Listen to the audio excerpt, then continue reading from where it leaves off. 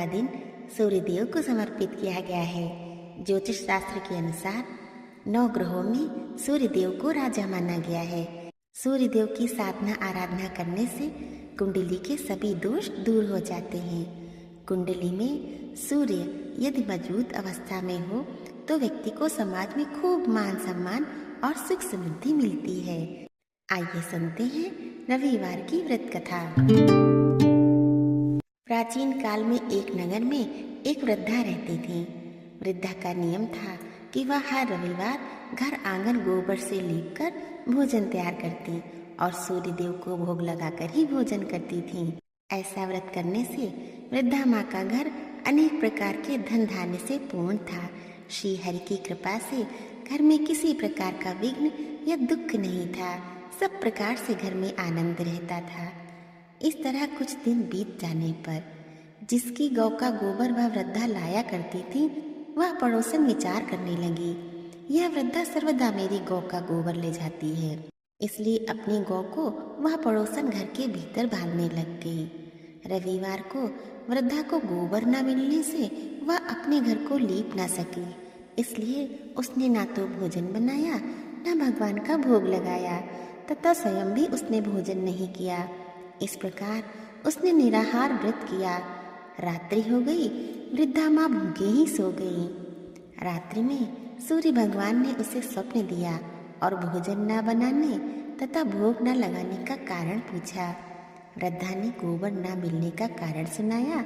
तब भगवान ने कहा, माता, हम तुमको ऐसी गौ देते हैं जिससे सभी इच्छाएं पूर्ण होती हैं।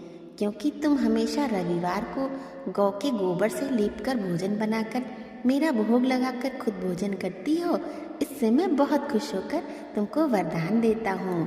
निर्धन को धन, 5 स्त्रियों को पुत्र देकर दुखों को दूर करता हूँ तथा अंत समय में मोक्ष देता हूँ।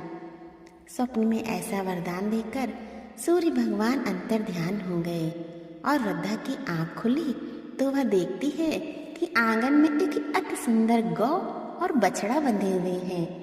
वह गाय और बछड़े को देखकर अति प्रसन्न हुई और उसको घर के बाहर बांध दिया, वहीं खाने को चारा डाल दिया। जब वृद्धा की पड़ोसन ने वृद्धा के घर के बाहर एक अति सुंदर गौ और बछड़े को देखा तो द्वेष के कारण उसका हृदय जल उठा।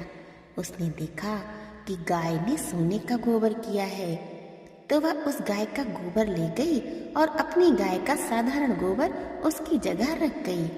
वह नित्य प्रति ऐसा ही करती रही और सीधी सादी वृद्धा को इसकी खबर नहीं होने दी।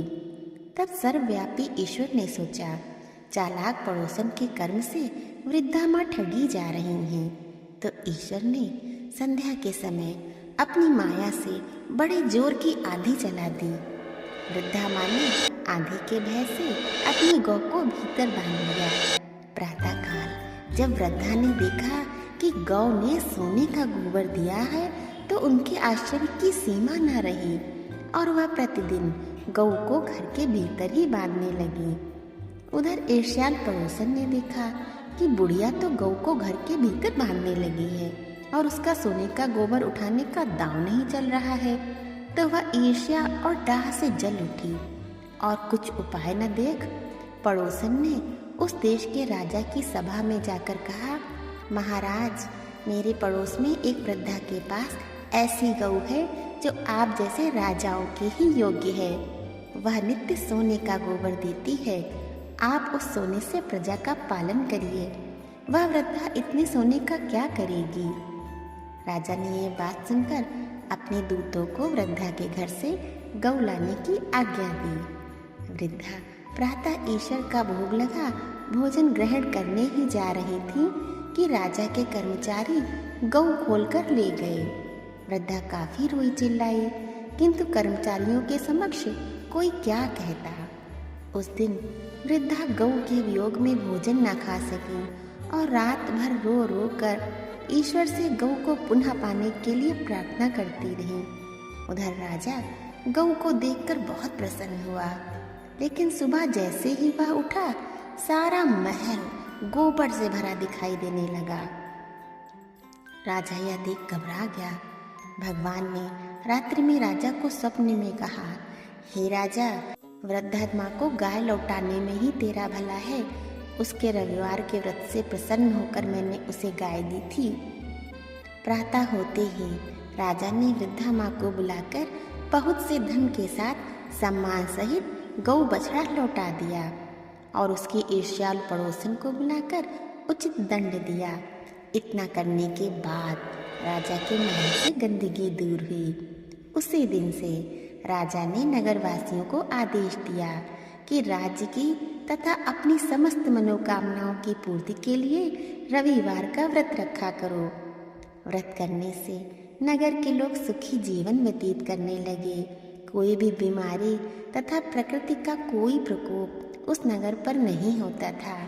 सारी प्रजा सुख से रहने लगी। बोलिए सूर्यदेव भगवान की जय।